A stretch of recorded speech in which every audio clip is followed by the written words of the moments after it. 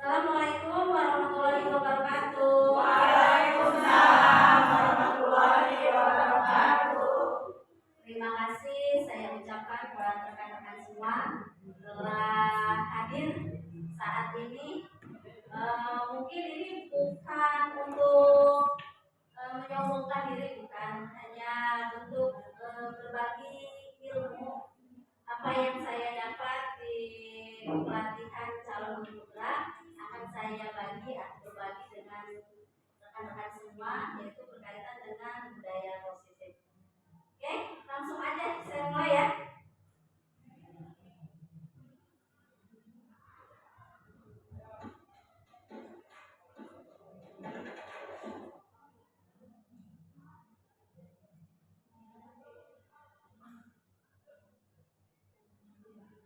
Penyebaran pemahaman dan penerapan pengalaman budaya positif. Saya Erni Arfiati Dewi, calon guru penggerak angkatan 11 dari SMA Negeri 1 Sukakarya, Kabupaten Bekasi. Di sini saya akan memaparkan sedikit pengalaman saya tentang budaya positif yang saya terapkan di sekolah. Mungkin disebutnya aksi nyata, walaupun belum terasa di SMA Sukakarya, tapi ada beberapa yang sudah saya terapkan. Budaya positif itu apa sih? Ya, di sini saya akan jelaskan. Budaya positif adalah atau merupakan perwujudan dari nilai-nilai atau keyakinan universal yang diterapkan di sekolah, dan budaya positif itu dapat mendorong murid untuk mampu berpikir, bertindak, dan menciptakan sebagai proses memerdekakan dirinya, kemudian sehingga murid mampu mandiri dan bertanggung jawab.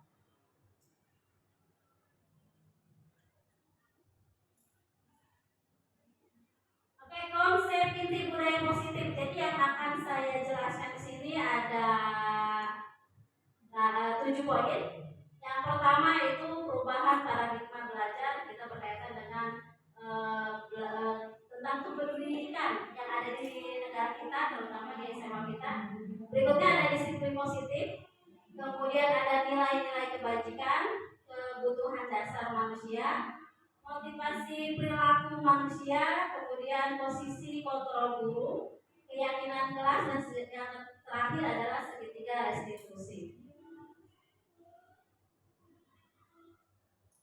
Oke, yang pertama, pembelajaran dengan paradigma baru. Di sini maksudnya pembelajaran dengan paradigma baru, yaitu pembelajaran yang direncanakan berdasarkan pembelajaran berdiferensiasi.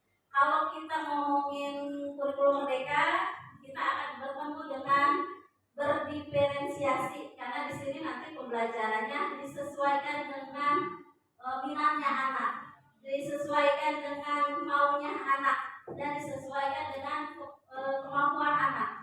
Jadi sangat cocok untuk kurikulum saat ini, kurikulum merdeka.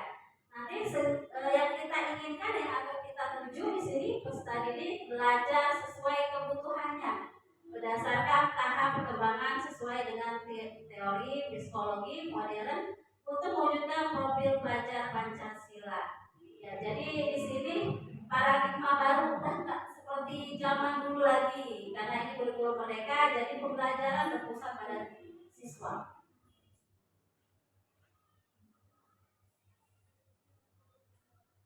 Berikutnya ada disiplin positif. Disiplin positif adalah pembiasaan atau hal yang baik mencakup sikap atau perilaku maupun tutur kata. Di sini disiplin positif juga merupakan salah satu cara menerapkan disiplin yang bertujuan untuk menumbuh, sadarkan, serta memperdayakan peserta didik tanpa imbalan atau penghargaan atau ancaman maupun hukuman. Nah, kadang memang disiplin positif itu kalau dulu kita ingin menumbuhkan disiplin itu kadang menggunakan ancaman, kadang menggunakan kekerasan, karena kalau tidak seperti itu ada disiplin. Nah, di sini akan kita gali seharusnya seperti apa sih disiplin positif yang baik tanpa untuk merugikan anak dan tanpa harus kita gunakan kekerasan. Nah, sebagai pendidik tujuan kita adalah menciptakan peserta didik yang memiliki disiplin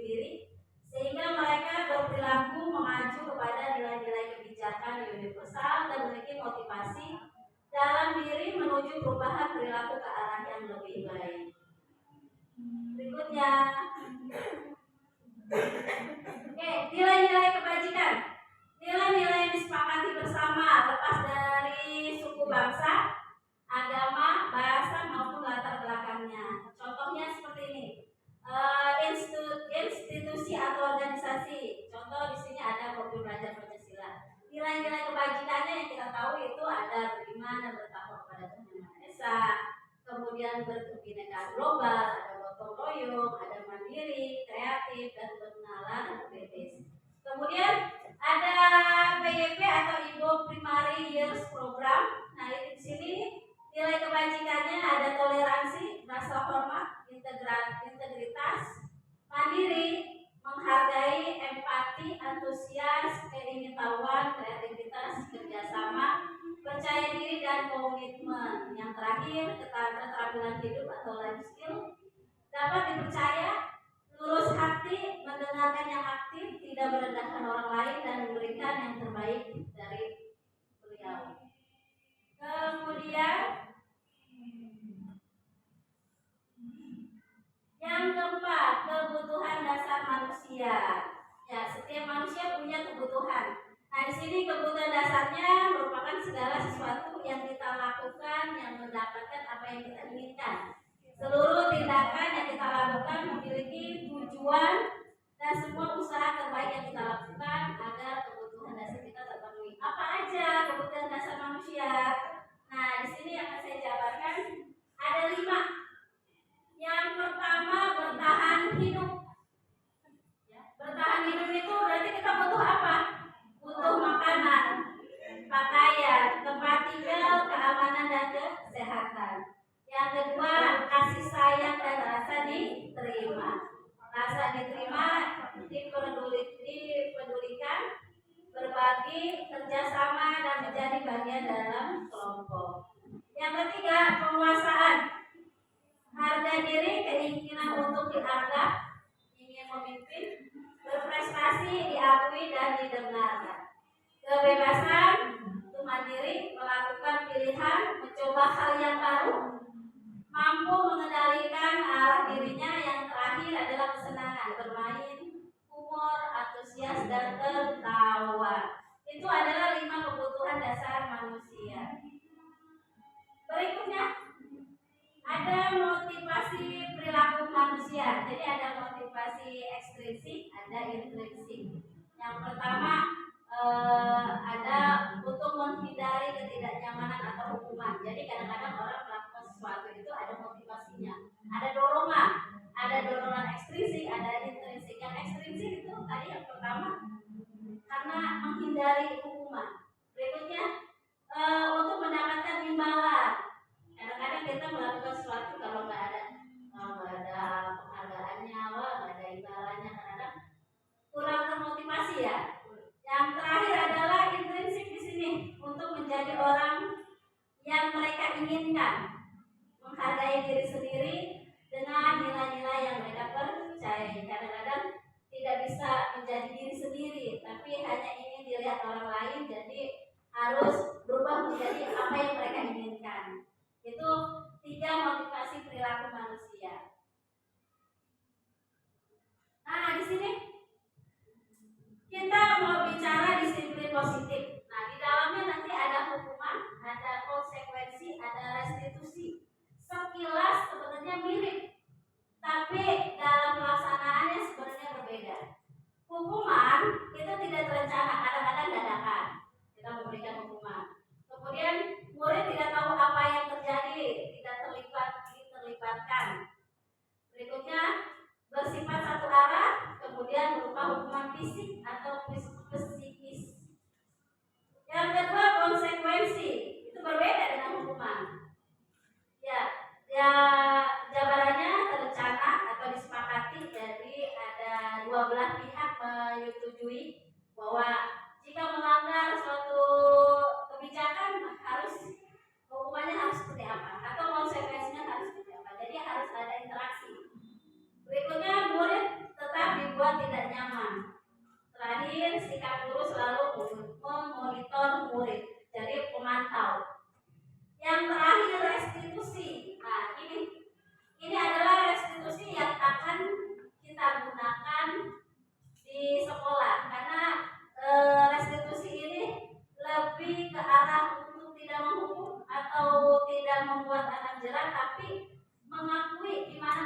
kesalahannya, mengakui di mana kesalahannya dan mampu untuk memperbaikinya tanpa paksaan ya. Proses menciptakan komisi bagi murid untuk memperbaiki kesalahan. Nah, ini yang harus kita mulai, yang harus kita rubah. Jadi kita rubah yang awalnya hukuman kita rubah menjadi restitusi. Biar anak, oh iya saya salah, tapi harus seperti apa memperbaikinya, harus seperti itu. Jadi tidak ada efek yang terpaksa. Berikutnya, proses kolaboratif yang mengajarkan murid untuk mencari solusi sendiri.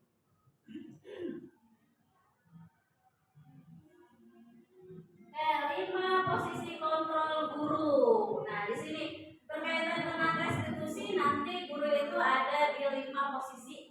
Yang pertama, menghukum, membuat merasa bersalah. Yang ketiga, tim dan teman. Yang keempat, pemantau. Yang terakhir, manajer. Nah, dari kelima ini kadang-kadang nanti kita akan melihat, oh iya, sebenarnya selama ini saya di posisi mana? Apakah penghukum, membuat merasa bersalah, apa teman, apa pemantau, apa manajer ya?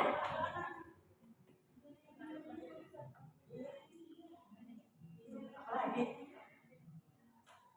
contoh.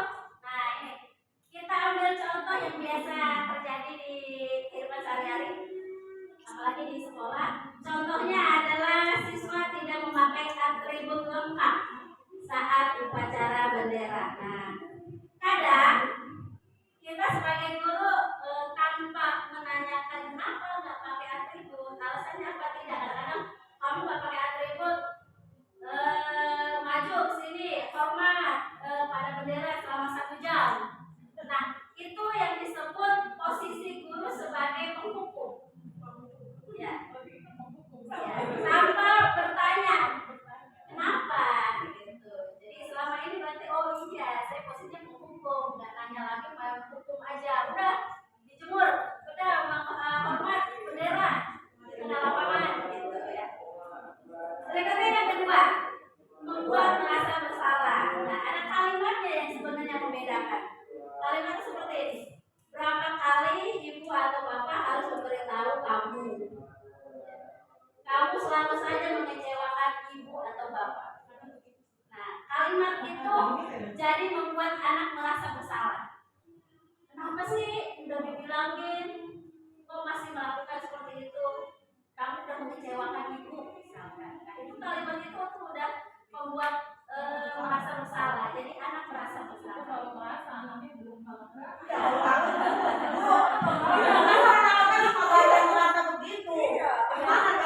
kadang-kadang memang ya ada yang seperti itu, tidak peka ya. Nah, berarti untuk sikap atau penerapan pembuat merasa bersalah yang mempan nanti kalau di sini. Oke, kita lihat berikutnya. Yang ketiga, memposisikan diri kita sebagai guru tapi menjadi teman. Kalimatnya contohnya seperti ini. Ayo dong ikut aturan sekolah, tolong bantu ibu atau bapak ya, sekali ini aja. Lain kali jangan berbuat seperti ini lagi. Nah, itu kalimat sebagai teman. Jadi kita ajak siswa kita bahwa kamu itu salah, tapi ayo dong diperbaiki. Jadi posisi ini disebut posisi kita sebagai teman. Ya. Yang keempat ada pemantau. Jadi memantau aja, memperhatikan. Kalimatnya seperti ini. Kamu sudah melanggar peraturan sekolah. Kamu tahu konsekuensinya ya. Setelah upacara kamu beli atributnya ke koperasi dan jangan diulangi lagi. Nah, itu pemantau. Ya. Tidak memberi hukuman tapi mengingatkan bahwa kamu salah. Terus kamu harus tahu ada konsekuensi. Ya silakan diperbaiki. Kita mantap juga goyang. Yang mana? Tapi kalau membuat merasa bersalah, kalimatnya lebih nusuk. Ya, kalimatnya lebih kena ya hati. Yang terakhir, nah mungkin ini yang lebih bagus bisa diterapkan karena ini ada proses pendidikannya.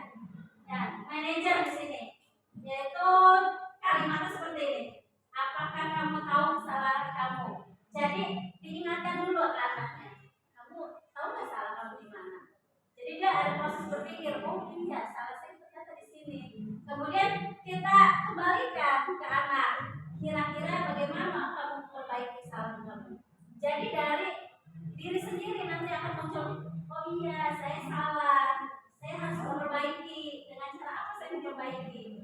Jadi itu dari hati anak itu sendiri, tidak ada paksaan, tidak ada hukuman, tapi menyadarkan mereka bahwa kesalahan yang mereka lakukan ya harus kali itu mereka perbaiki.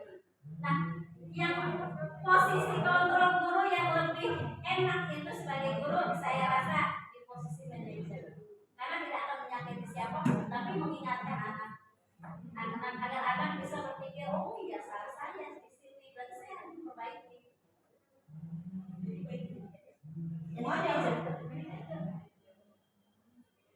Oke, sekarang saya coba.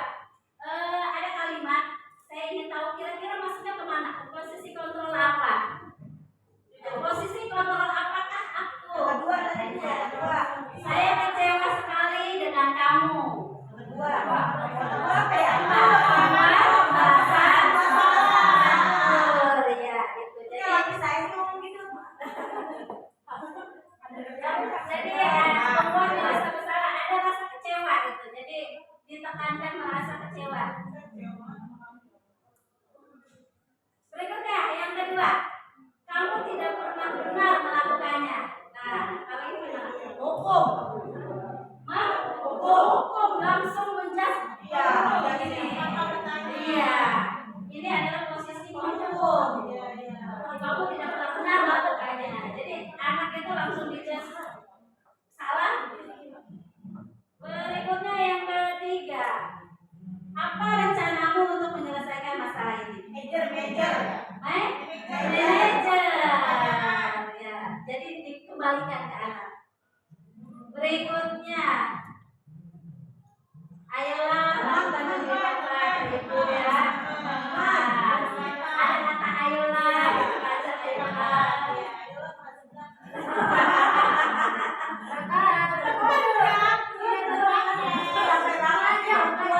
Tahu banget ya, udah jam makan siang. Oke, yang terakhir ini, kamu tidak akan mendapat nilai jika tidak mengerjakan tugas. Satu lagi tuh apa sih? Pemantau. Oke, berarti dari contoh 5 contoh ini ternyata sudah kenal, udah paham ya. Kalau kita saja sih Bu. Ternyata ada pembeda ya dari posisi kontrol guru itu seperti apa? saya semuanya ngancem. Iya.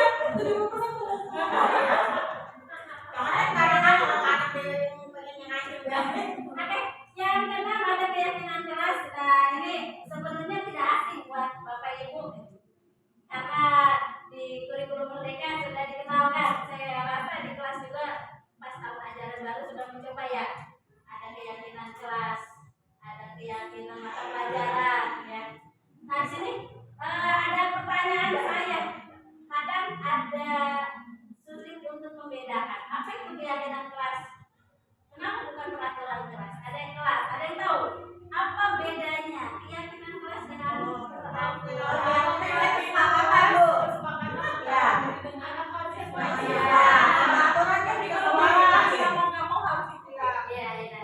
Enaknya yang mana nih kalau dibagi? Betul. Ternyata sudah paham. Jadi berarti lebih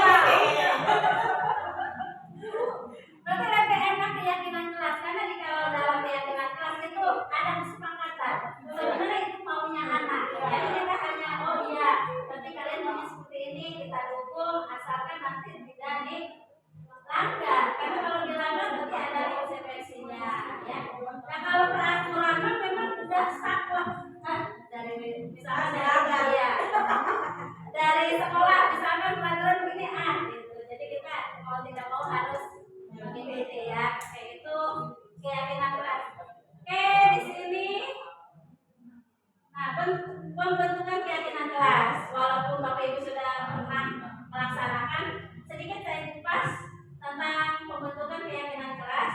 Yang pertama bersifat abstrak, berikutnya berupa pernyataan universal dibuat dalam pernyataan positif, Kemudian sedikit saja agar mudah diingat, jangan terlalu banyak kalimatnya, kadang-kadang lupa.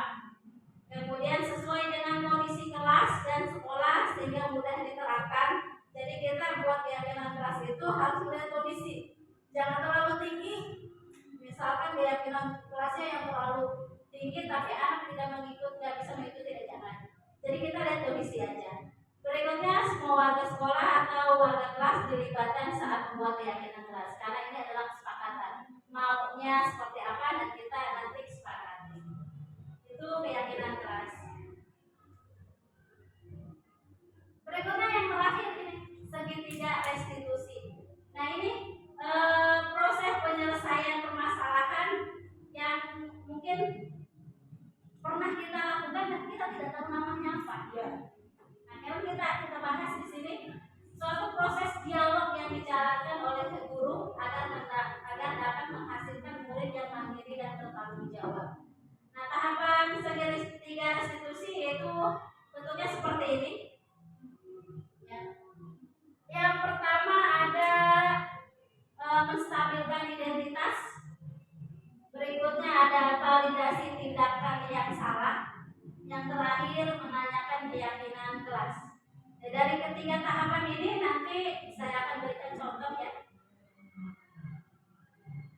Tapi sebelum itu saya akan jabarkan tentang menstabilkan identitas. Nah, berdasarkan prinsip atau membuat kesalahan adalah bagian dari proses pembelajaran. Jadi kita harus meyakini bahwa proses kesalahan yang dilakukan anak itu adalah sebagai proses pembelajaran. Di sini contoh kalimat yang biasa digunakan dalam penyelesaian permasalahannya yaitu contohnya berbuat salah itu wajar. Nah, kalimat berbuat salah itu wajar itu menyadarkan anak atau menstabilkan identitas. Oh iya, posisi saya ini salah, tapi sebenarnya itu wajar karena semua orang bisa pernah melakukan. Berikutnya, tidak ada manusia yang sempurna, atau bapak ibu juga pernah melakukan itu. Ibu atau bapak tidak mau mencari siapa yang salah, tapi ibu bapak ingin mencari solusi dari permasalahan ini. Kemudian yang terakhir, kamu berhak merasa seperti itu. Jadi kalimat-kalimat ini yang biasa digunakan dalam penyelesaian masalah yang disebut menstabilkan identitas. Berikutnya,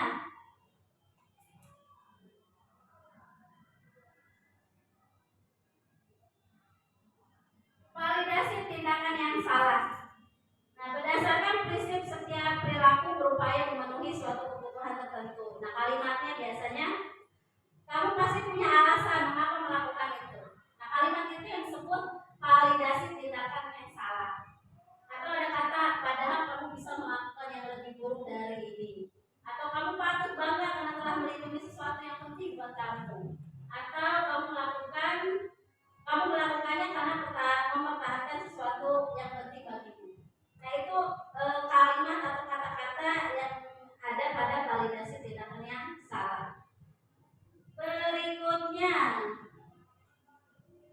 menanyakan keyakinan. Nah, di sini berdasarkan prinsip teori kontrol bahwa pada dasarnya kita termotivasi secara intrinsik. Kalimat yang biasa digunakan yaitu apa keyakinan kelas kita, nilai-nilai apa yang telah disepakati bersama, seperti apa gambaran sebuah kelas yang ideal buat kamu, atau kamu ingin menjadi orang yang seperti apa. Nah, kalimat-kalimat itu yang disebut menanyakan keyakinan. Oke, berikutnya ada contoh.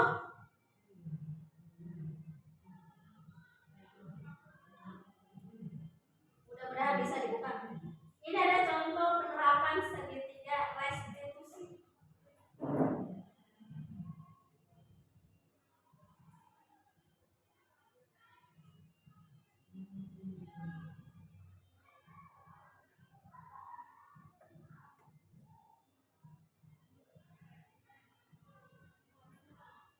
Suara deh ya.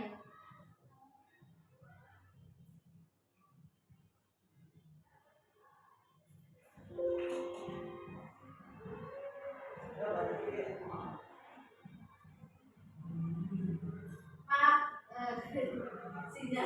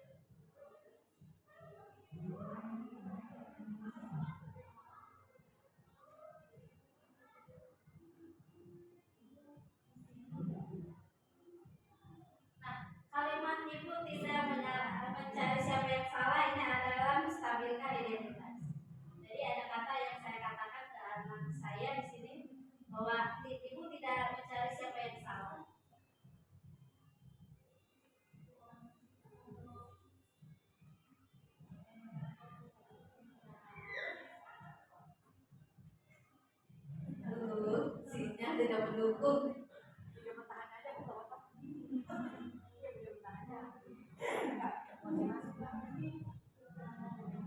Di luar PPT-nya. Oke, bentar.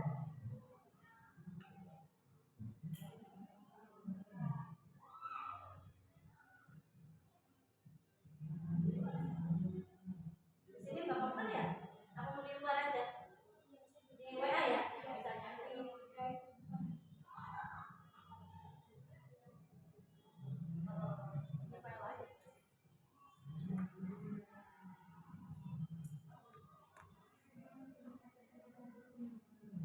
Kalau tindakan restitusi maka ditonton dulu.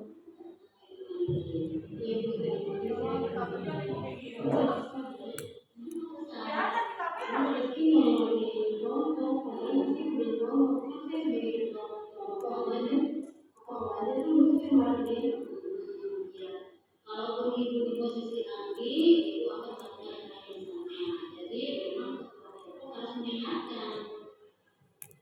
Itu apa yang kamu kan kepada istri, kamu apa yang jadi kamu melakukan itu saja.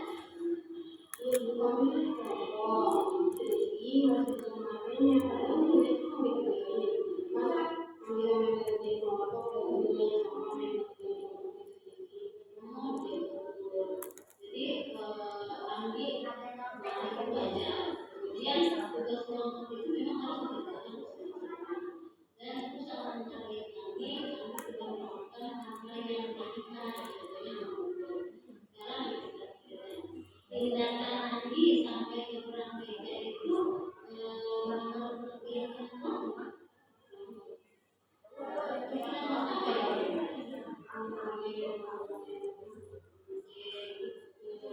menurut Anggi saling menghargai dan menghargai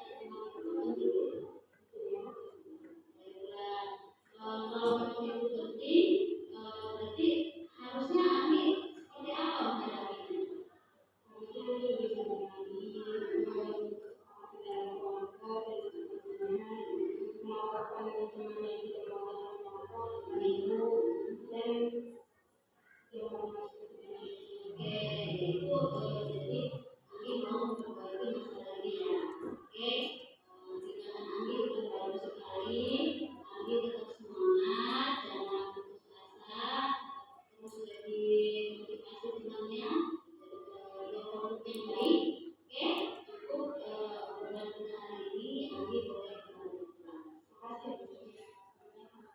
Oke, sekilas saya ceritakan. Jadi ini sebenarnya kasusnya Anggi ada teman buat kelompoknya tentang membuat alat peraga matematika. Tapi dalam pelaksanaan kerja kelompok ada satu rekan Anggi yaitu Rizky tidak mau bekerja sama, tidak mau mengerjakan tugas. Dia asik ngobrol sehingga Anggi emosi marah dengan temannya tersebut sampai menggebrak meja. Jadi ada perdebatan antara mereka. Akhirnya saya panggil, saya tanyakan sebagai bentuk tindakan restitusi saya sebagai guru mata pelajaran. Jadi di sini saya panggil lagi, saya tanyakan kenapa, ada apa kejadian tadi, kenapa bisa terjadi. Jadi Anggi menceritakan bahwa dia kesal dengan Rizky walaupun sudah diingatkan bahwa satu kelompok harus mengerjakan tugas dan ada deadline tugasnya harus diselesaikan hari ini, tapi Rizky masih asik ngobrol. Kemudian Anggi marah dan menggebrak meja. Nah di sini tadi ada kata-kata yang saya sampaikan bahwa saya mengerti tindakan Anggi, bahwa saya paham bahwa Anggi melakukan hal seperti itu. Nah itu bahasan itu adalah menstabilkan identitas. Jadi tidak menyalahkan Anggi di posisi itu, tapi membenarkan itu validasi ya. Tapi tidak membenarkan juga tentang tindakan Anggi yang menggebrak meja, karena itu tidak sesuai dengan keyakinan kelas, yaitu tentang saling menghormati dan menghargai antar teman. Nah di sini Anggi mengakui bahwa kesalahan dia, oh iya saya salah. Seharusnya saya tidak melakukan hal seperti itu. Seharusnya saya bisa menahan emosi saya. Nah, dari bahasa Anggi itu dia sudah menyadari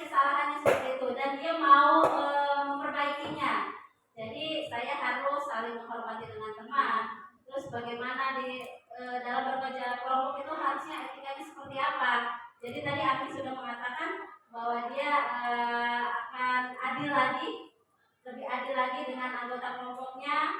Kemudian jika terjadi atau terulang kembali, dia akan berbicara dengan guru mata pelajaran solusinya seperti apa. Jangan sampai ada perdebatan, jangan sampai ada gebrak meja dan seterusnya. Jadi ini adalah contoh permasalahan yang diselesaikan dengan tindakan restitusi. Jadi tidak menyalahkan anak, tapi mengajak anak untuk menyadari, oh iya saya salah, kesalahan apa yang saya lakukan, terus saya harus memperbaikinya seperti apa. Jadi biarkan anak yang menjalani proses itu, kita hanya mendampinginya. Contoh yang kedua,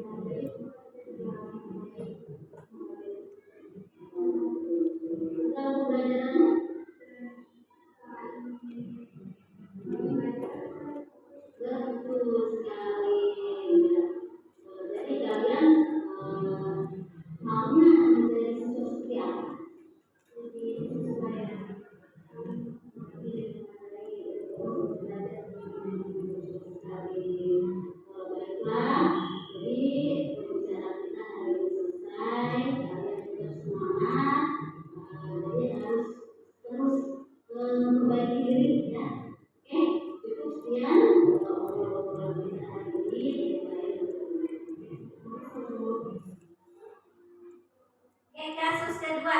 Ini kasus kedua, ada siswa Fitri sama Suci. Jadi di saat temannya sedang presentasi, dia asik ngobrol sehingga mengganggu presentasi temannya. Jadi selesai pembelajaran, saya panggil kedua anak ini, kemudian saya ajak ngobrol. Kenapa bisa ngobrol di saat temannya sedang presentasi? Terus apa yang diobrolin? Nah, mereka bercerita bahwa mereka itu sedang asik ngobrol pelajaran fisika. Jadi ada tugas yang belum selesai, kemudian Fitri menjelaskan ke temannya, ke Suci, tentang penyelesaian fisika. Nah, di sini saya ajak untuk anak menyadari kesalahannya di mana. Dan keyakinan kelas apa yang telah dilanggar, mereka telah memahami bahwa keyakinan kelas yang dilanggar itu saling menghormati antar teman. Di saat temannya presentasi seharusnya memang mendengarkan. Jadi setelah mereka tahu kesalahannya di mana, mereka tahu juga gimana cara memperbaikinya. Seharusnya ngobrol itu kapan dilakukan. Jadi tadi dari pembicaraan tadi dengan saya bahwa Fitri mengakui bahwa sebaiknya ngobrol pelajaran lain itu setelah pelajaran matematika selesai. Jadi setelah selesai boleh ngobrol. Kemudian yang tadi diingat mereka bahwa jika kita ingin dihargai orang lain, maka kita harus menghargai. Jika kita ingin dihargai orang lain, maka kita harus menghargai orang lain juga. Ya. Jadi di sini ditekankan bahwa Fitri mengakui kesalahannya. Oh iya, harusnya tidak ngobrol di saat presentasi orang lain. Karena di saat nanti dia presentasi terus ada teman lain ngobrol, itu sangat tidak enak, tidak dihargai. Setelah itu ada harapan, ada keinginan mereka bahwa mereka ingin jadi siswa yang lebih baik lagi. Jadi ingin memperbaiki suatu saat tidak akan terulang lagi. Nah itu bentuk suatu solusi penyelesaian permasalahan menggunakan tindakan restitusi. Jadi mengingatkan anak di mana kesalahannya dan mau memperbaikinya sendiri. Ya, tadi dua contoh tindakan restitusi semoga mendapat buat Bapak Ibu mendapatkan sedikit gambaran bahwa dalam penyelesaian masalah kita tidak harus dengan kekerasan, kita dengan bicara, dengan mengajak anak ngobrol dan anak mengakui kesalahannya di mana dan mengerti apa solusi yang harus dilakukan, itu sebenarnya penyelesaian yang lebih baik. Apalagi kita guru, calon pendidik, yang kita didik itu manusia yang punya rasa. Jadi untuk kedepannya mungkin untuk tindakan hukum dan sebagainya harus dikurangi atau harus dihilangkan. Kita bisa gunakan penyelesaian permasalahan dengan menggunakan tindakan restitusi. Begitu. Berikutnya ada video tentang keyakinan kelas. Oke, saya keluar dulu.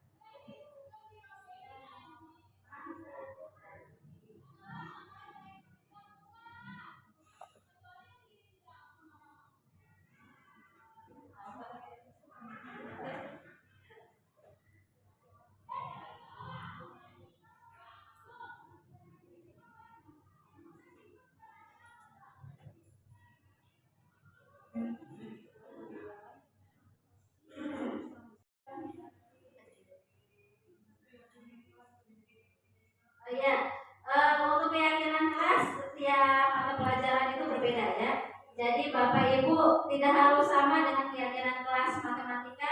Saya yakin pelajaran di Bapak Ibu pasti punya keyakinan tersendiri. Nah, kalau matematika keyakinannya seperti itu untuk di kelas 12 MIPA 4. Bisa jadi nanti di kelas 12 MIPA yang lain berbeda.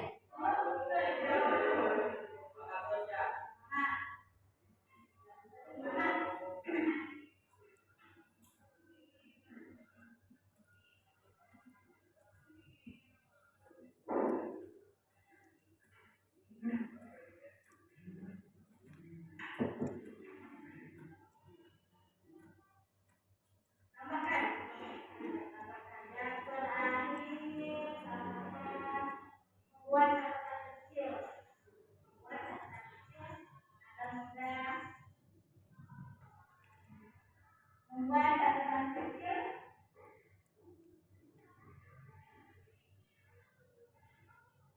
Buat catatan kecil rumus agar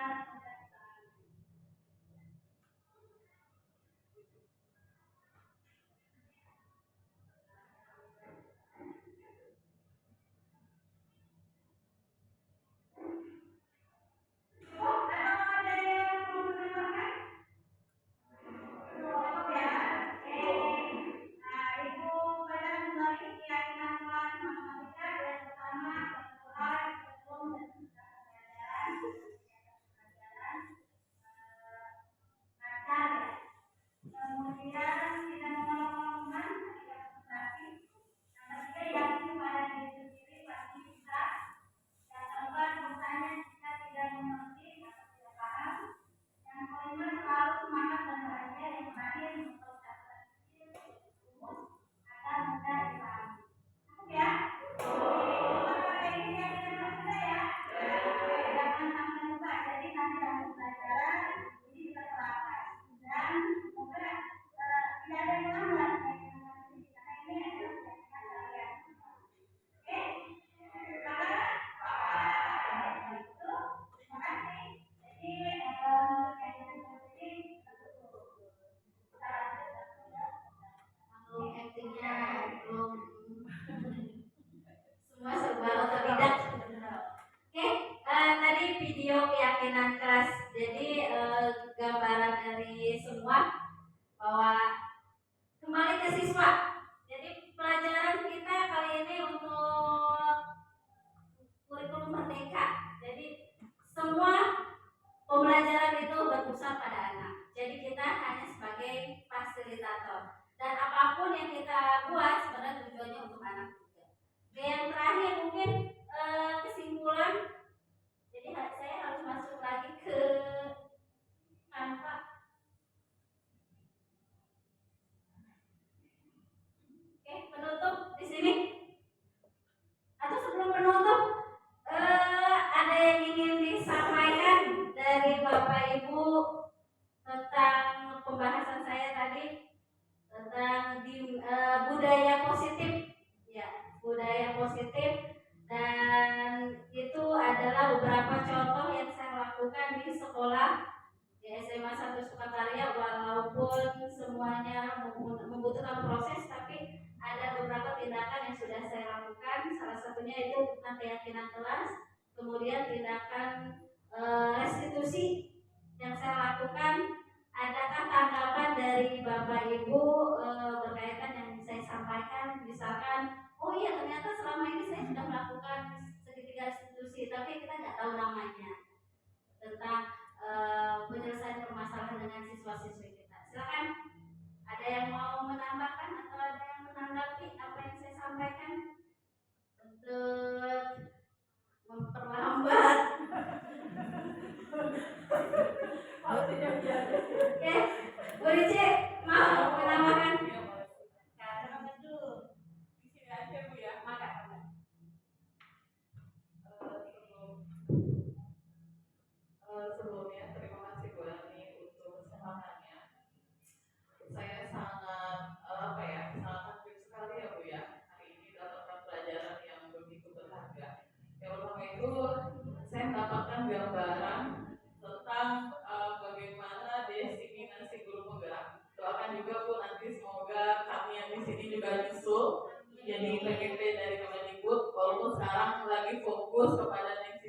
aja dari PGP Jabar. Ada Tapi gambaran. iya ada gambarannya.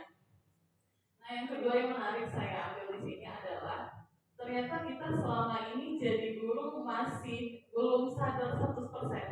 Kenapa saya bilang belum sadar? Kita masih belum tahu nih seperti yang dibilang tadi ketika menghukum anak, kita itu lebih banyaknya jadi penghukum.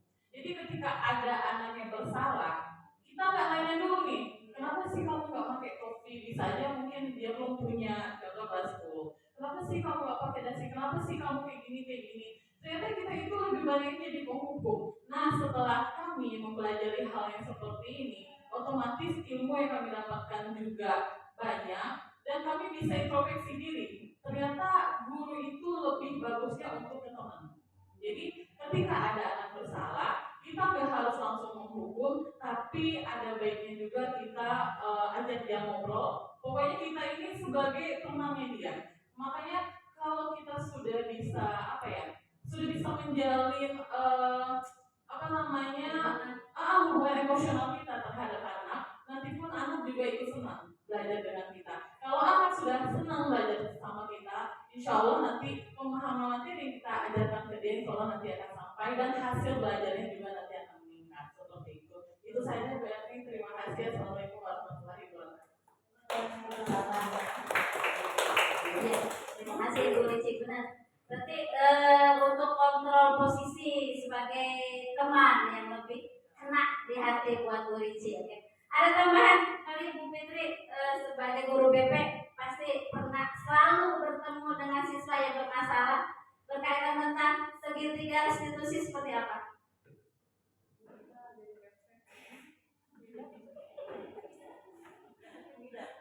Ya, bismillahirrahmanirrahim. Assalamualaikum warahmatullahi wabarakatuh. Waalaikumsalam. Terima kasih Bu. Dan sebagai teman pun dia sadar gitu. Tapi kalau misalnya yang udah jadi teman, sudah disadarkan, sudah di buku, bahkan sudah sampai buku, terus sadar jadi manajer pun gak sadar itu sampai kepusingan kalau kadang udah dari BK sampai bertahap ke ditangani sama kesiswaan kayak gitu sama wakil kepala sekolah seperti itu ya. Jadi ya kesimpulannya ya anaknya seperti yang yang kita pelajari di kurikulum Merdeka ya memang semua anak itu unik gitu, semua anak itu unik dan kita bisa menggunakan semua pendekatannya itu tergantung sama siswanya seperti itu mungkin ya Bu ya. Terima kasih. Wassalamualaikum warahmatullahi wabarakatuh. Oke, terima kasih Bu Fitri. Ya ternyata kalau menjadi guru BK, terima kasih Bu Fitri. Ternyata kalau menjadi guru BK semua posisi telah dicoba ya. Menjadi teman, jadi penghukum, kemudian jadi pembuat merasa bersalah, jadi pemantau, yang terakhir jadi manajer juga. Dan tergantung dengan siapa atau dengan anak yang seperti apa. Ya. Oke, cukup sekian ya. Oke, di sini ada penutup di sini. Dalam penerapan program disiplin positif, hendaknya guru memiliki standar kepribadian, profesional dan sosial yang baik, di mana guru mampu merefleksikan dirinya dalam posisi kontrol saat ini. Bagaimana berjalannya dirinya sebagai among atau manajer yang menuntun murid-muridnya menjadi insan yang mandiri, merdeka, bertanggung jawab. Nah ini dari Standar Nasional Pendidikan. Oke, terima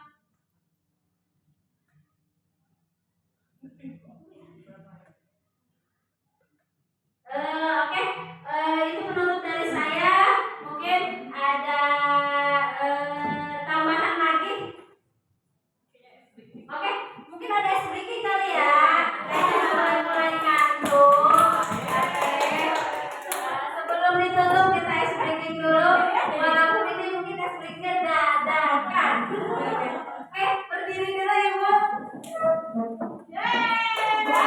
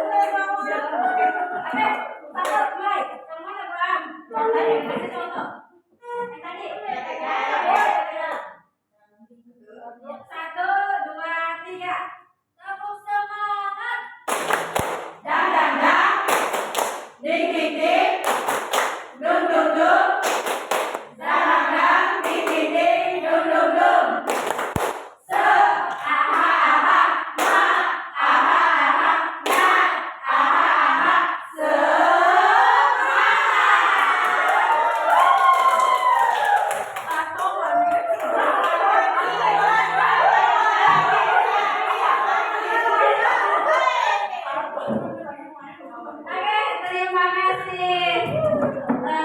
Saya ucapkan terima kasih. Berarti hari ini sangat seru, sangat menjadi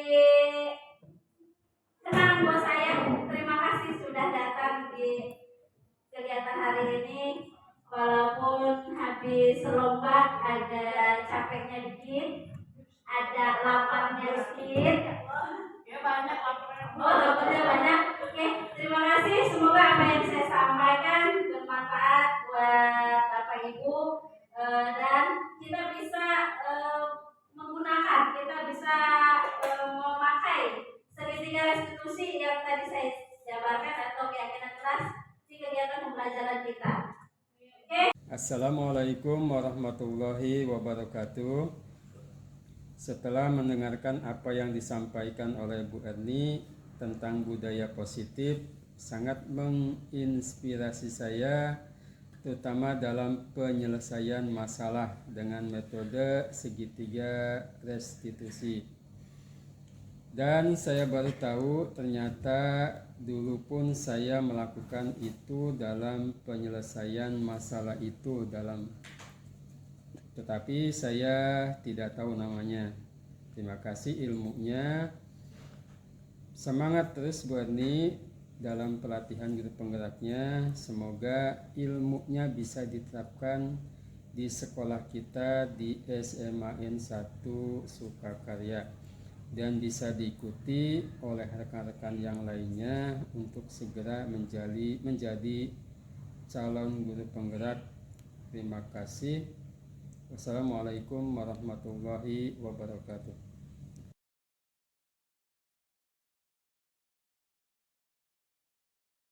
Assalamualaikum warahmatullahi wabarakatuh. Waalaikumsalam warahmatullahi wabarakatuh. Apa kabar? Alhamdulillah baik. Gimana liburannya? Alhamdulillah. Liburan kemana? Biar mana-mana gua di kasur. Victor, liburan kemana? Di rumah aja. Oke, 1 tahun ke depan sekarang belajar matematika dengan Ibu. Masih semangat? Amin. 1 tahun yang lalu kita berpisah, jadi sekarang berjumpa lagi. Nah, sebelum kegiatan pembelajaran dimulai, sebenarnya saya udah kenal dari wajah, sudah hafal dengan kalian. Walaupun nama-namanya agak sedikit berubah ya. Tapi untuk memperlancar kegiatan pembelajaran matematika, hari ini Ibu akan membuat kesepakatan atau keyakinan kelas pada pembelajaran matematika. Jadi Ibu minta tolong kepada kalian buat keyakinan kelas sendiri, apa aja yang ingin kalian lakukan dalam pembelajaran matematika. Kalian boleh tulis, ya tadi sudah dibagikan. Kalian tulis, tempel di papan tulis, nanti kita simpulkan keyakinan kelas kita hari ini. Oke, silakan ditulis dulu. Kesepakatan keyakinan kelas pada pembelajaran.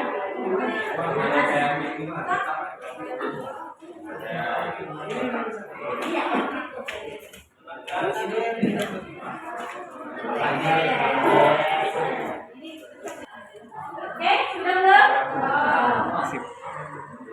Oke, udah? Kalau sudah, silakan ditempel di papan tulis. Jangan berebut. Silakan.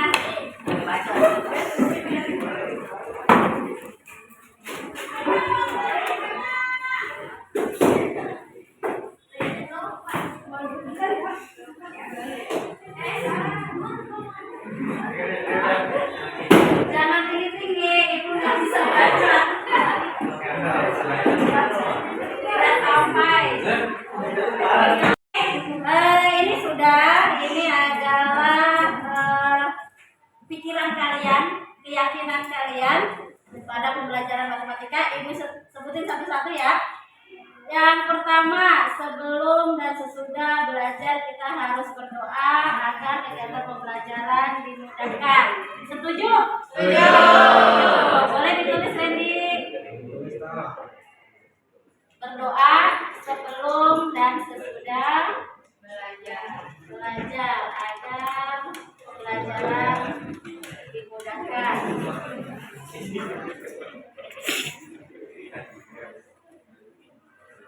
Kalau ibu baca sebenarnya ada yang mirip-mirip, jadi nanti langsung disimpulkan aja, ambil yang penting aja ya.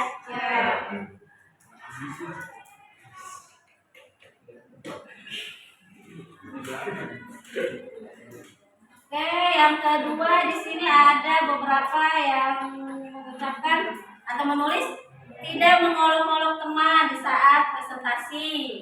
Setuju? Wah. Tidak mengolok-olok teman di saat presentasi.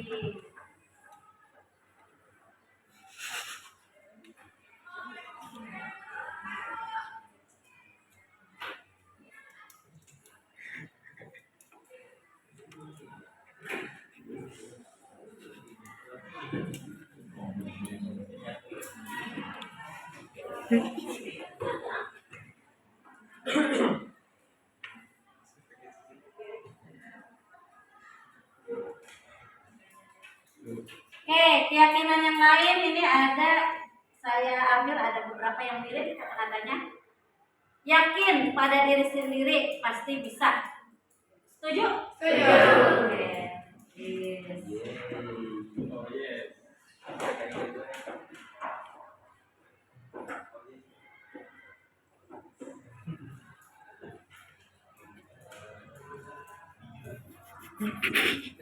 Candy.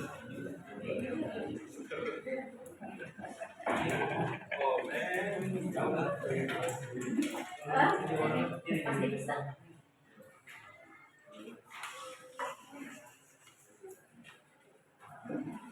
Oke, berikutnya bertanya. Ini ada, setuju? Setuju. Bertanya jika tidak mengerti.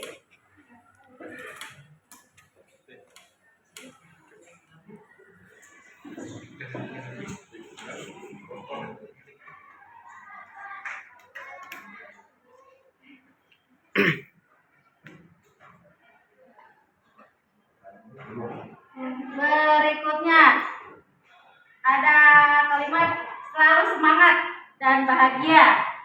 Setuju? Semangat terus ya. Semangat. Nggak bisa di semangat.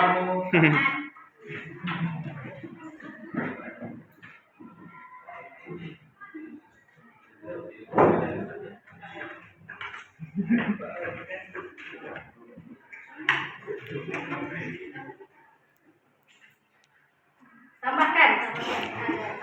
Yang terakhir, tambahkan membuat catatan kecil. Membuat catatan kecil agar mudah. Membuat catatan